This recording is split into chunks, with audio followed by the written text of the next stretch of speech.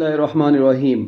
लो जी, आज आप लोगों के लिए एक बहुत ही ज़बरदस्त किस्म का मैं ये कुछ स्ट्रक्चर सा सामने लेके आया हूँ। अक्सर बच्चों के कमेंट्स वगैरह भी आ रहे थे, बच्चों के मैसेज वगैरह भी आ रहे थे कि सर ये रजिस्टर्स का जो सीरीज़ पैरेलल और सॉरी क्या नाम है अपना, ये एसी सर्किट्स का AC through register, AC through capacitor, AC through inductor, ये जो टॉपिक है ना, हमें इसके बारे में कुछ शॉर्टकट्स बता दें कि हम लोग जो है ना इसको एक ही फ्लो चार्ट के अंदर कर सकें।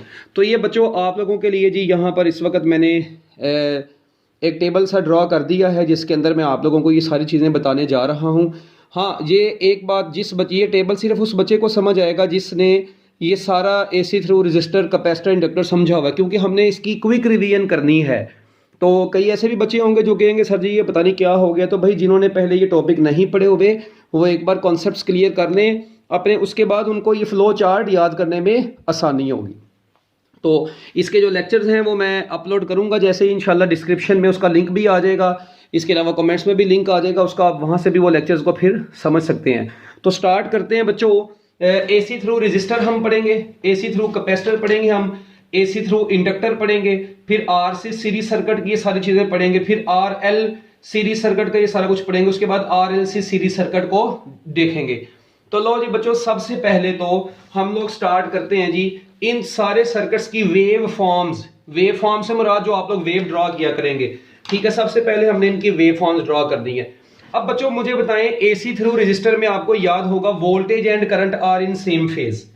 बच्चों एसी थ्रू रजिस्टर में कुछ डायग्राम अगर मैं इसकी ड्रॉ करना चाहूं तो आपको याद होगा जी कि वोल्टेज का जो कद होता है वो याद रखना, हमेशा करंट के कद से हम लोग इसमें यूजुअली बड़ा ही ड्रॉ करते हैं।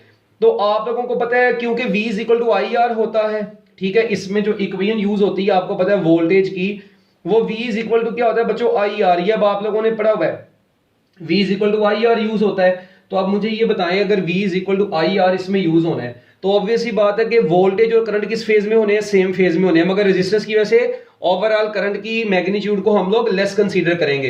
तो आप लोग देखें जी, ये सपोज करते हैं यहां पर ये इस वक्त मैं आप लोगों के सामने ड्रॉ की है वोल्टेज की कर्व, और बच्चों इसी से थोड़ा सा नीचे हम लोगों ने किसकी कर्व बना देनी है, करंट की कर्व बना देनी है, ये ऐसे।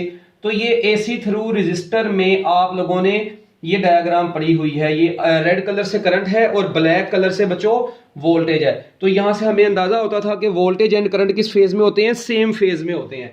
तो बच्चों इसलिए हम लोग कहते हैं voltage and current are in same phase, V and I are in same phase.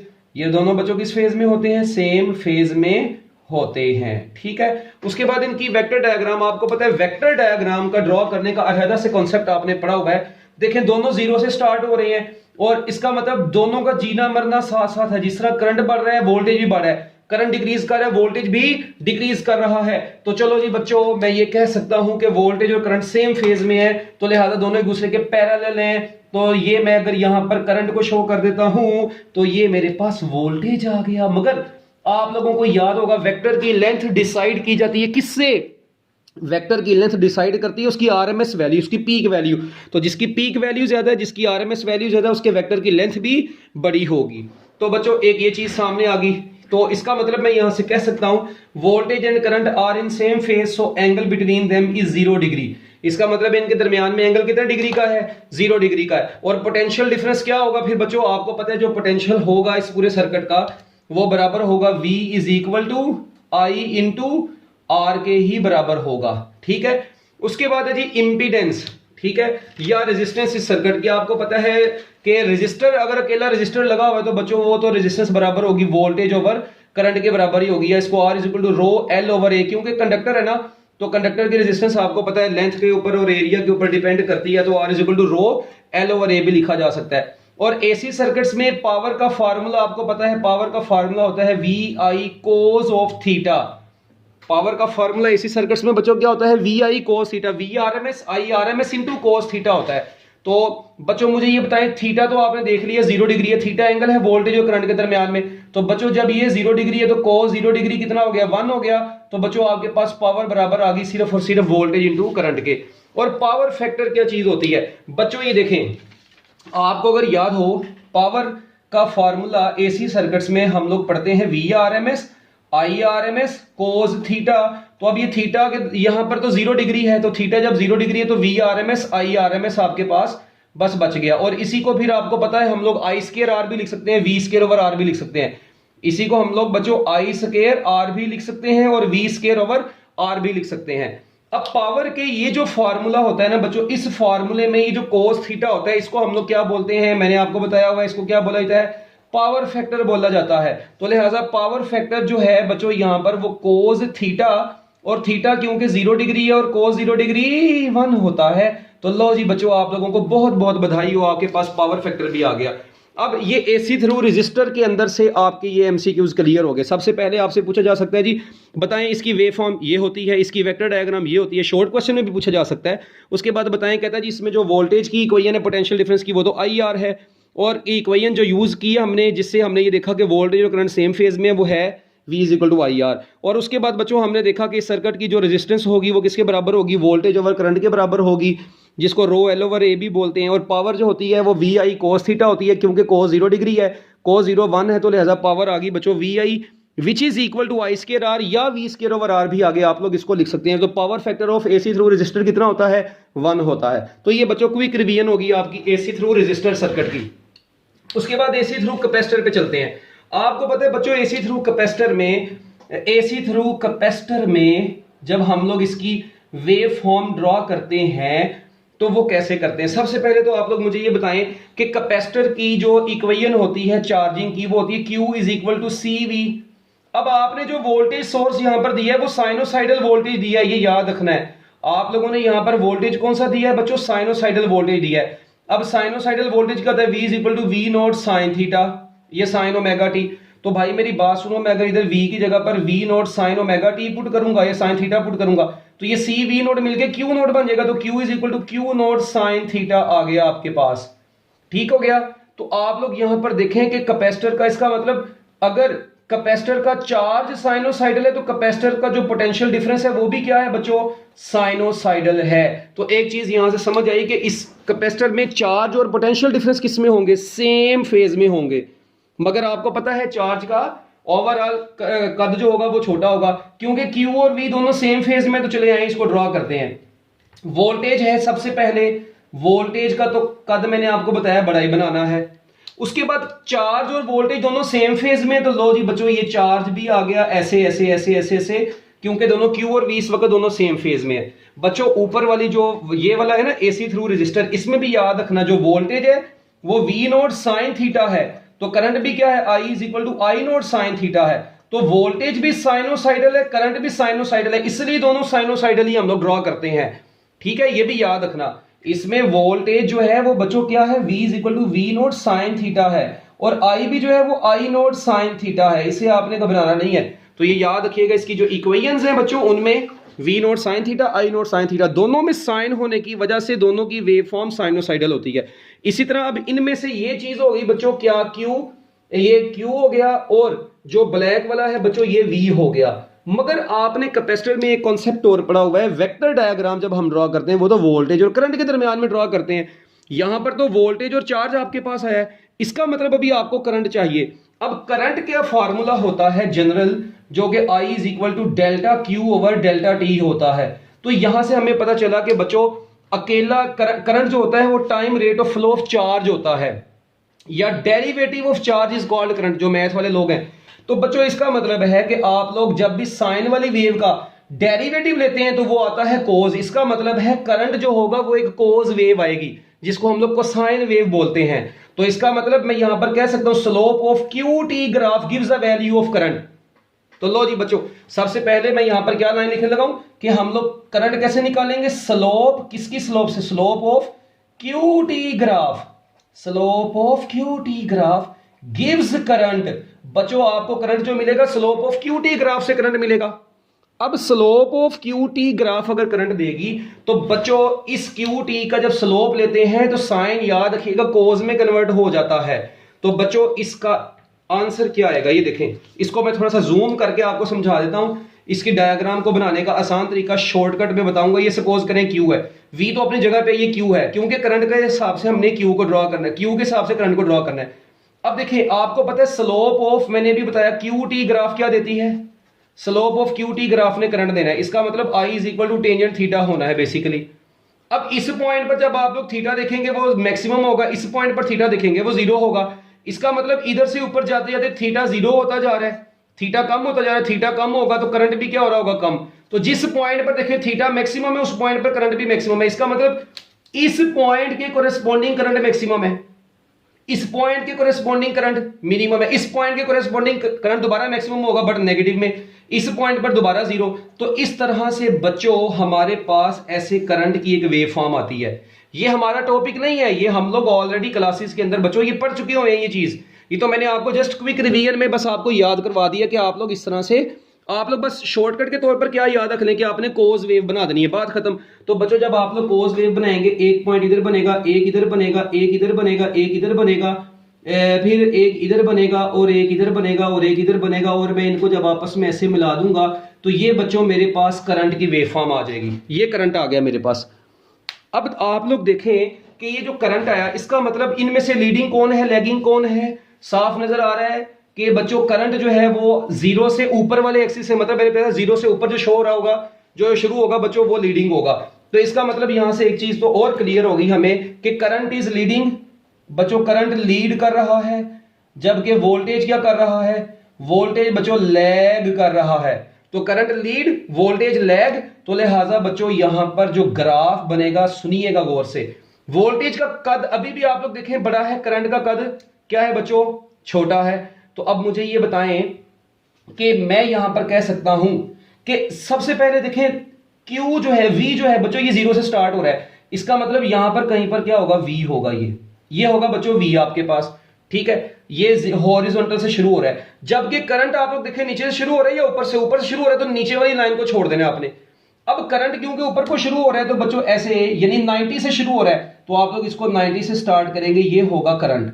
तो ये नीचे वाली लाइन नहीं है, तो अब आप लोग यहां पर देख सकते हैं, यानी इसकी जो ओवरऑल डायग्राम बन गई वो कुछ इस तरह की बन गई, यानी वोल्टेज इधर है और करंट बच्चों इधर है, मगर वोल्टेज का कद बड़ा बनाना है, वोल्टेज की लेंथ बड़ी बनानी है एज कंपेयर टू करंट। तो कैपेसिटर में करंट लीड करता है, वोल्टेज लैग करता है। उसके बाद आए बच्चों इधर पोटेंशियल डिफरेंस की इक्वेशन। तो बच्चों पोटेंशियल डिफरेंस आपको पता है यहां पर बराबर होगा V is equal to I, आपको पता है V is equal to I. Capacitor के रेजिस्टेंस को कैपेसिटिव रिएक्टेंस बोलते हैं XC, और XC बच्चों किसके बराबर होता है, 1 ओवर ओमेगा C के बराबर होता है। इसी को मैं बच्चों 1 ओवर 2 पाई FC भी लिख सकता हूं। तो ये आपके पास वोल्टेज की भी छोटी सी लगते हाथ इक्वेशन आ गई है। तो यहां से पता चल रहा है कि कैपेसिटर के क्रॉस वोल्टेज कम होता जाएगा जैसे जैसे हम लोग फ्रीक्वेंसी को बढ़ाते जाएंगे। वेरी इंपॉर्टेंट यहां से MCQ कि कैपेसिटर के क्रॉस फ्रीक्वेंसी को बढ़ाते जाएं तो बच्चों वोल्टेज क्या होता जाएगा, कम होता जाएगा। उसके बाद है जी इंपीडेंस।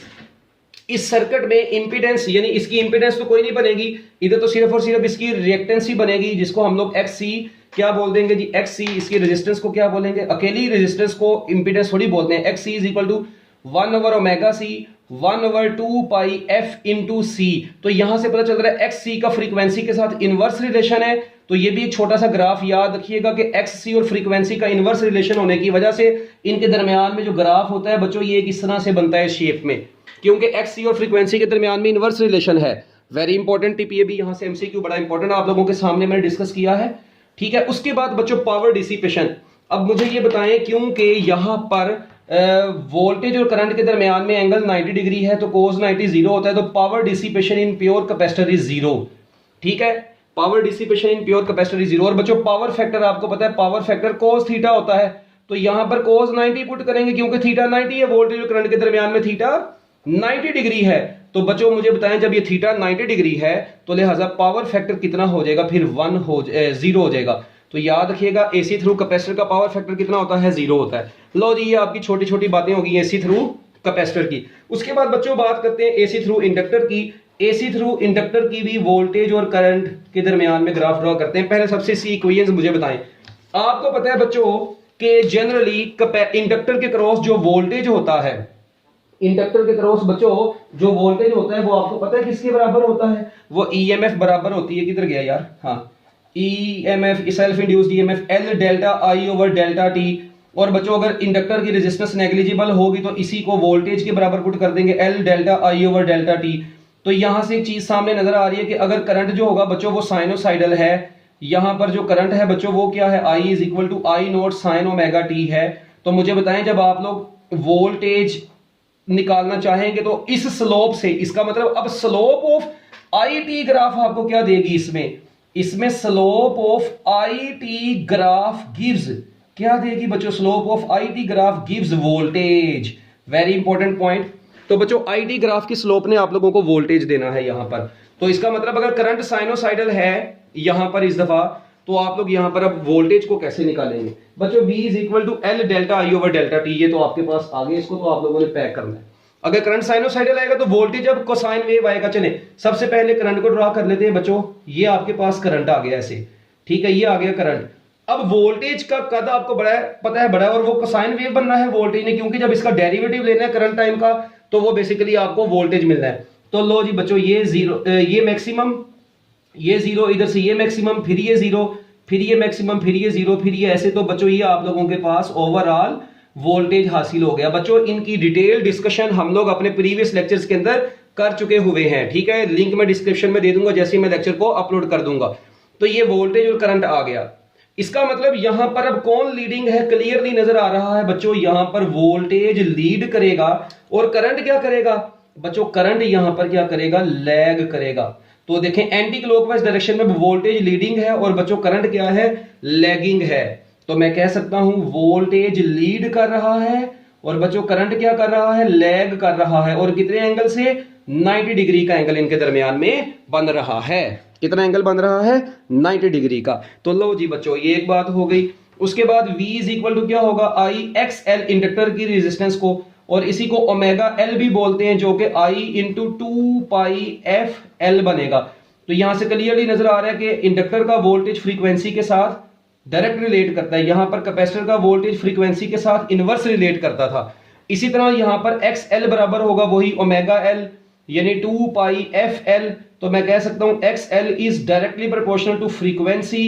तो बच्चों एक्स एल और फ्रीक्वेंसी के दरमियान में जो ग्राफ होगा वो क्या होगा, एक स्ट्रेट लाइन होगा। तो एक्स एल और फ्रीक्वेंसी के दरमियान में ग्राफ बच्चों क्या होगा, स्ट्रेट लाइन होगा। लो जी डन।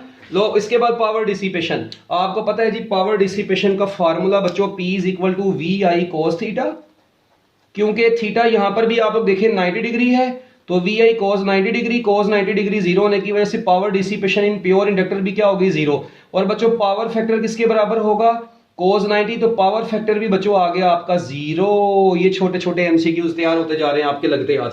उसके बाद आरसी सीरीज सर्किट आया। अब आरसी सीरीज सर्किट में बच्चों इनमें वेव फॉर्म तो कोई नहीं होगी, ये जो सीरीज सर्किट है इनके अंदर वेव फॉर्म हम लोग ड्रॉ नहीं करेंगे, ठीक है। अच्छा ये वेव फॉर्म हम अभी अपने इस लेवल पर ड्रॉ नहीं कर रहे इसको, जबकि वेक्टर डायग्राम में देखें इनकी वेव फॉर्म बनती ही नहीं है, ठीक है, या बनती भी है तो वो थोड़ी सी हम इसको फिलहाल अभी बिल्कुल डिस्कस नहीं कर रहे। वेक्टर डायग्राम बच्चों, वेक्टर डायग्राम में इसकी कैसी बनेगी, आपको पता है कैपेसिटर और रेजिस्टर है।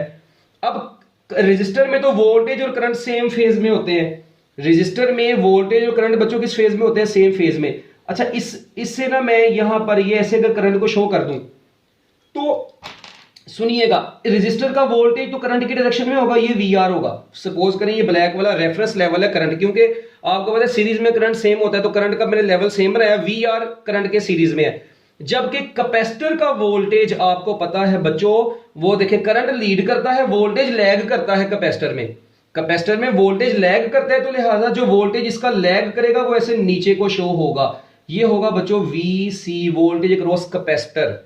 और बच्चों आपको पता है फिर इनका जो नेट वोल्टेज आएगा वो किसके बराबर आएगा, जो नेट वोल्टेज निकलेगा वो ऐसे निकलेगा। पाइथागोरस थ्योरम लगाएं यहां पर आप लोग, ठीक है, ये आपके पास नेट वोल्टेज यहां से ऐसे निकलना है, ठीक है, ये इसको थोड़ा सा बढ़ा लें। अब ये नेट वोल्टेज बच्चों निकलना है VRMS, जिसको हम लोग नाम देंगे, और ये किसके बराबर होगा, ये नेट वोल्टेज बराबर होगा V²R प्लस V²C के बराबर होगा। यानी जो नेट VRMS होगा ना इधर, ये किसके बराबर होगा, VRMS बराबर होगा बच्चों किसके, √V²R प्लस V²C के बराबर होगा, ठीक है। तो ये पोटेंशियल डिफरेंस की मैंने बकायदा इक्वेशन लिख दी ना। तो आप लोग बच्चों यहां पर अब क्या लिखेंगे जी, यहां पर जो V होगा इक्वेशन में एक तो देखें V इज इक्वल टू होगा I इंटू Z। ये Z को इंपीडेंस बोलते हैं, क्योंकि जब कंबाइंड इफेक्ट ऑफ रेजिस्टर और कैपेसिटर आ जाएगा तो उसको इंपीडेंस का नाम दिया जाएगा। क्या नाम दिया जाएगा, इंपीडेंस। और ये इंपीडेंस भी जब आप लोग कैलकुलेट करते हैं ये बराबर होती है R² plus X square C के बराबर होती है। इसका मतलब v is equal to I और साथ में क्या आ जाएगा R square plus X square C के बराबर आ जाएगा। तो इस सर्किट का वोल्टेज अगर अकेला नेट वोल्टेज निकालना होगा तो अब ये फार्मूला होगा, इंपीडेंस निकालनी होगी तो बच्चों फार्मूला ये होगा, और यहां पर आपको पता है एंगल थीटा होता है। ठीक है, इसी सर्किट की आप लोग इंपीडेंस डायग्राम जब बच्चों बनाते हैं तो इंपीडेंस डायग्राम कुछ इस तरह की बनती है। अगर मैं सिर्फ इंपीडेंस डायग्राम की तरफ देखूं तो यहां पर मेरे पास बच्चों आर है और यहां पर मेरे पास क्या है जी एक्स सी है, और ये होगा जी इंपीडेंस डायग्राम में अकेला ये जी, ये थीटा होगा। तो ये है बच्चों आपके पास अकेली इसकी इंपीडेंस डायग्राम। क्या ख्याल है? अब इंपीडेंस डायग्राम में आप लोग यहां पर देख सकते हैं कि इधर इंपीडेंस किसके बराबर आएगी, एक तो ये ना Z is equal to R square plus X square सी।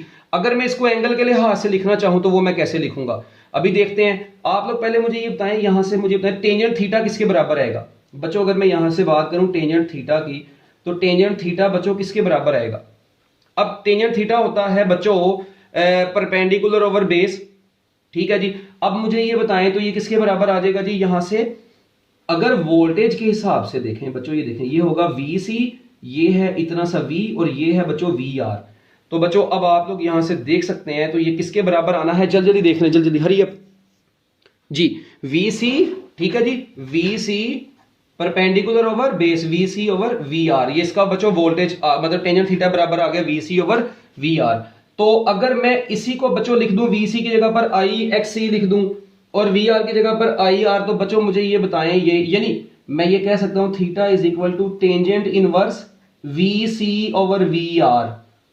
ठीक है, और अगर मैं इसको इंपीडेंस की फॉर्म में देखना चाहूं तो theta is equal to tangent inverse ये आ जाएगा एक्स सी ओवर आर के बराबर आ जाएगा। Theta is equal to tangent inverse X C over R. ये आप लोग यहां से भी डायरेक्टली निकाल सकते हैं ना, ये एक्स सी होगा और ये बच्चों आर है, तो ये tangent theta, theta is equal to tangent inverse X C over R. Voltage के हिसाब से भी देख लें और रेजिस्टेंस के हिसाब से भी देख लें। उसके बाद पावर बच्चों आप लोगों को जैसे कि पता है पावर का फार्मूला होता है वी आई कोस थीटा। अब यहाँ पे थीटा इस वक्त आपको पता नहीं है क्या है, तो बच्चों जो भी देखें अब आप लोगों ने पावर कैसे निकालनी है, वोल्टेज जो भी दिया होगा, करंट जो भी दिया होगा और थीटा जितना भी निकलेगा यहां से tangent inverse X C over R से निकाल लें या वी सी ओवर आर से निकाल लें, तो वो बच्चों आपके पास यहां से फिर आ जाएगी पावर। उसके बाद पावर फैक्टर बड़ी इंपॉर्टेंट चीज है इनमें, वो होता है कोस थीटा। अब इसी ट्राइंगल में आप लोग देखें, इसी ट्राइंगल में टेंजेंट थीटा लगाया था। अगर आप लोग बच्चों इसी ट्राइंगल में कोस थीटा लगाएंगे ना तो कोस थीटा बराबर आएगा बच्चों बेस ओवर यानी आर ओवर और ये क्या आ जाएगा जी जी आ जाएगा। तो बच्चों पावर फैक्टर यानी कोस थीटा बराबर आ गया आर ओवर जी के, और इसी को मैं ऐसे भी लिख सकता हूं R over square root R square plus X square C. ये लें जी, ये आपके पास बच्चों पावर फैक्टर की वैल्यू भी आ गई है। इसको जल्दी जल्दी नोट कर लें, शाबाश। तो power factor AC through RC series circuit का पावर फैक्टर निकालना है तो R over R square plus X square C होगा। ठीक है, और जनरल याद रखिएगा पावर फैक्टर जब भी निकालना हो रेजिस्टेंस ओवर इंपीडेंस। ठीक है, ये जनरल फार्मूला भी आर ओवर जी का आप लोगों को आना चाहिए। इसी तरह आप लोग साइन थीटा भी लगा सकते हैं मगर आपको जरूरत नहीं है अभी। ठीक है, अब इसके बाद बच्चों इधर देखें AC through inductor R L circuit में, आर एल सर्किट में सबसे पहले देखें मैं यहां पर करंट का लेवल बना देता हूं ऐसे। अब मुझे ये बताएं वी आर तो बच्चों करंट के साथ सेम फेज में होगा, मगर वी एल ने बच्चों अब क्या करना है, इंडक्टर का वोल्टेज लीड करता है तो नेट वोल्टेज आपके पास वी आर एम एस ये आएगा। तो लो जी बच्चों यहां से जब आप लोग इसको कैलकुलेट करेंगे v किसके बराबर आएगा, v is equal to I into Z ही बनेगा। i यहां पर और z की जगह पर क्या आ गया Z R square plus X square L आ गया। और उसके बाद बच्चों जो टेंजेंट थीटा आएगा वो किसके बराबर आएगा, वही यहां पर एंगल थीटा बन रहा है तो बच्चों वो किसके बराबर आ जाएगा V L over V R के बराबर आ जाएगा। और आरएमएस वोल्टेज यहां पर किसके बराबर होगा, V square R plus V square L के बराबर होगा। और थीटा इज इक्वल टू क्या होगा tangent inverse V L over V R. और अगर इसको बच्चों इंपीडेंस की फॉर्म में देखें तो tangent inverse X L over R बन जाएगा। क्या ख्याल है? और इधर इंपीडेंस किसके बराबर होगी, R square plus X square L के बराबर होगी। ठीक हो गया।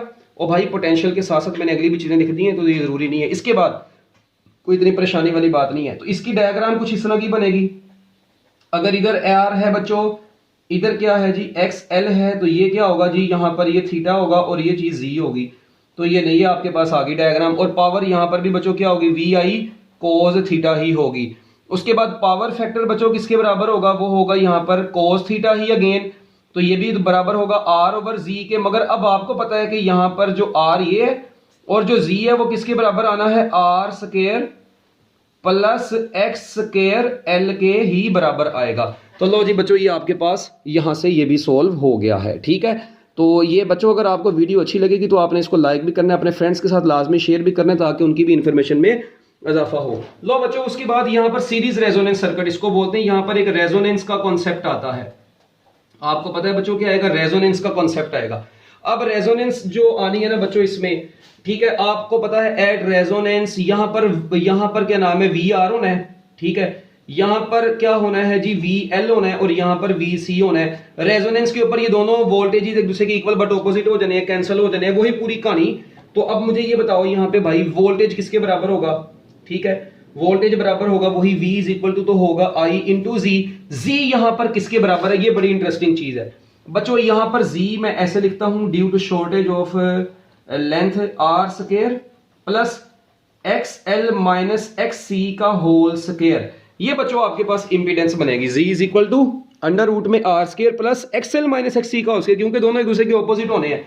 अगर मैं इसकी इंपीडेंस डायग्राम बनाऊं तो ये कुछ इस तरह की बनेगी, देखें XC इधर, R इधर और XL इधर। तो XL और XC बच्चों रेजोनेंस के ऊपर आपको पता है रेजोनेंस ये दोनों एक दूसरे के क्या हो जाते हैं, XL is equal to XC हो जाता है एट रेजोनेंस। और जब ये दोनों एक दूसरे के बच्चों इक्वल हो जाते हैं तो यहां से रेजोनेंस फ्रीक्वेंसी हमने कितनी निकाली हुई है, वो निकाली हुई है 1/2 पाई अंडर रूट LC। यहां से भी कई MCQs बनते हैं जी, अगर कैपेसिटेंस को डबल कर दें, कैपेसिटेंस को हाफ कर दें, इंडक्टेंस को डबल कर दें, दोनों को डबल कर दें, तो वो तो बेसिक सी चीजें हैं, वो आपको पता होनी चाहिए। तो ये रेजोनेंस फ्रीक्वेंसी यहां से निकलती थी और ये Z है। अब ये Z इधर पुट कर देंगे तो बच्चों आपके पास नेट वोल्टेज भी आ जाएगा। और एक बात याद रखिएगा, एट रेजोनेंस क्या होना है, जो वोल्टेज क्रॉस कैपेसिटर और इंडक्टर है बच्चों, यानी VC VL के बराबर होना है। अब ये मतलब कट जाएंगे ना यार, ठीक है, एक पर्टिकुलर फ्रीक्वेंसी आएगी जिसके ऊपर ये दोनों ने एक दूसरे से कट जाना होता है। और उसके बाद पावर, यहां पर पोटेंशियल डिफरेंस, वही पोटेंशियल डिफरेंस बराबर आना है again V is equal to I into Z के ही बराबर आना है। Z की जो भी वैल्यू होगी, और क्योंकि सीरीज में करंट सेम होता है, सर्किट का करंट पुट करें I RMS होगा ये, ठीक है। तो यहाँ पे पुट करके आप लोग V भी निकाल सकते हैं। उसके बाद पावर का फॉर्मूला अगेन बच्चों P इज इक्वल टू क्या होगा जी, P इज इक्वल टू वही होगा VI cos of theta. Power किसके बराबर होगी, VI cos ऑफ थीटा। और यहां से cos थीटा किसके बराबर होगा, यानी पावर फैक्टर इस सर्किट का होगा cos ऑफ थीटा, और ये बराबर होगा वही R डिवाइडेड बाय, हाँ जी, स्क्वायर रूट में वो पूरा R स्क्वायर प्लस साथ में क्या आ जाएगा, XL माइनस XC का whole square, XL minus XC का होल स्क्वायर, ये आ जाएगा अगर अब वैल्यूज आपको दी हो तो। लो जी बच्चों, ये आप लोगों के पास एक छोटा सा AC through register, AC through capacitor, AC through inductor, RC series circuit, RL series circuit, RLC series circuit, ये सारा कुछ मैंने आपको बता दिया। पैरेलल सर्किट में भी बच्चों इंपीडेंस निकालने का फाइनल फार्मूला यही होगा। अब इनसे रिलेटेड MCQs वगैरह कैसे करने हैं, ठीक है, इंशाल्लाह उसका भी मैं बाकायदा लेक्चर अपलोड करूंगा और नीचे डिस्क्रिप्शन में प्रोवाइड कर दूंगा। तो मैं उम्मीद करता हूं जी कि आप लोगों को ये चीज़ समझ आ गई होगी। लास्ट पर आपको बस ये पता है कि देखें एक पर्टिकुलर फ्रीक्वेंसी होती है, लो फ्रीक्वेंसी पर बच्चों अगर फ्रीक्वेंसी लो होगी तो कैपेसिटर का वोल्टेज जो होगा वो इंडक्टर से हाई होगा, ठीक है। और बच्चों हाई फ्रीक्वेंसी पर XL जो होगा वो XC से बड़ा होगा, और पर्टिकुलर फ्रीक्वेंसी पर दोनों, इंटरमीडिएट फ्रीक्वेंसी पर दोनों कट जाएंगे और इंपीडेंस सिर्फ और सिर्फ रेजिस्टिव बच जाती है आपके पास। आपको पता है ना, ये रेजोनेंस के ऊपर क्या होगा, यही formula, at resonance Z is equal to R आ जाएगा। कब, जब XL और XC एक दूसरे के इक्वल हो जाएंगे, क्योंकि XL और XC कट जाएंगे तो Z is equal to R। इसी तो बोलते हैं at resonance impedance is only resistive in case of series resonance circuit और parallel resonance circuit। तो मैं उम्मीद करता हूं कि आपको ये सारी बातें बच्चों समझ आ गई होंगी। अपने फ्रेंड्स के साथ शेयर करें, चैनल को लाइक भी करें, सब्सक्राइब भी करें। बेस्ट ऑफ लक, अल्लाह हाफिज़, दुआओं में याद रखिएगा।